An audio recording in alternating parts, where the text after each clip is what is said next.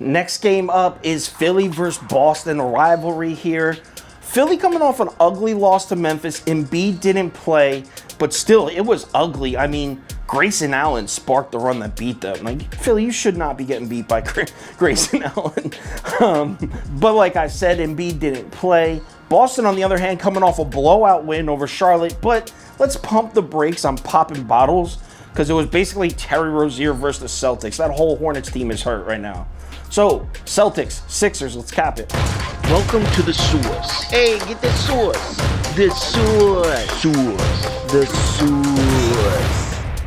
Hey, get the source. So obviously, first thing I always do, I run the analytics for the last 5 games through the spreadsheet. This one's saying Philadelphia should be favored by 1 point. So we're starting our cap off at Boston +1.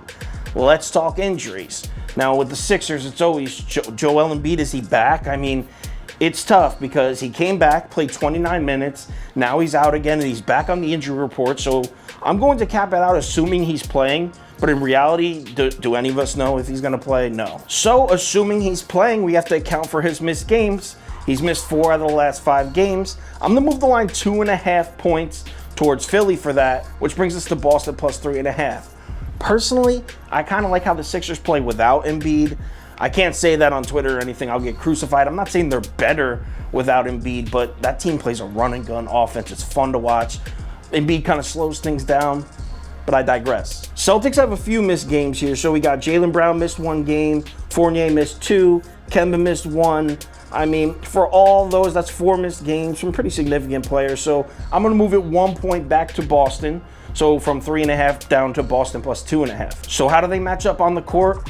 Well, you would think Joel Embiid gives Boston a mismatch problem, right? At the center, especially with Tristan Thompson out. But I got to give props to the Celtics, man. They've done a really good job at shutting down opposing centers, even without Tristan Thompson. So I'm not going to move the line for a Joel Embiid mismatch because Boston's really held their own. The Celtics play good defense. Their only real weakness is at times they could be susceptible to the 3-point shot, specifically from guards, both the 1 and the 2. But here's the thing, Ben Simmons doesn't even shoot threes, and Philadelphia as a whole is towards the bottom of the NBA in 3-point shooting. So I think the Celtics are pretty well equipped to handle this Sixers offense. On the other side of the ball, we all know Philly plays lockdown D, right? If you watch the NBA, you know the Sixers are playing good defense this year.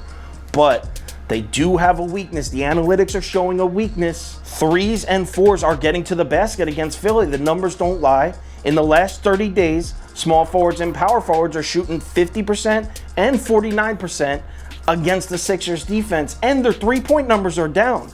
So they're doing it from inside. That is all Jason Tatum, man. He's built to eat defenses like that. He's big, he's physical, and he likes going to the basket. I'm going to move the line of point back towards Boston for this. I think this is a mismatch. I think Jason Tatum will take advantage of it. So let's move it back down to Boston +1.5. This is just a quick cap for YouTube, so I'm going to stop it there at Boston +1.5. Quick update. So when I recorded this last night, the lines weren't open, but now they are. Looks like books are open in this one at Boston +1. So a very, very slight lean on Philly -1 at the moment. Real quick look at the total. The spreadsheet's saying 210 points scored in the game. Again, when I recorded it, the lines hadn't opened. Now the total opened at 222.5. So a pretty solid lean on the under here. Be sure to check out tomorrow's episode of The Source, 3:30 p.m. Eastern Time. I will finalize this pick, as well as finalize all my picks for the night in one video, uploaded to YouTube 3:30 p.m. Eastern Time every single day. See you then.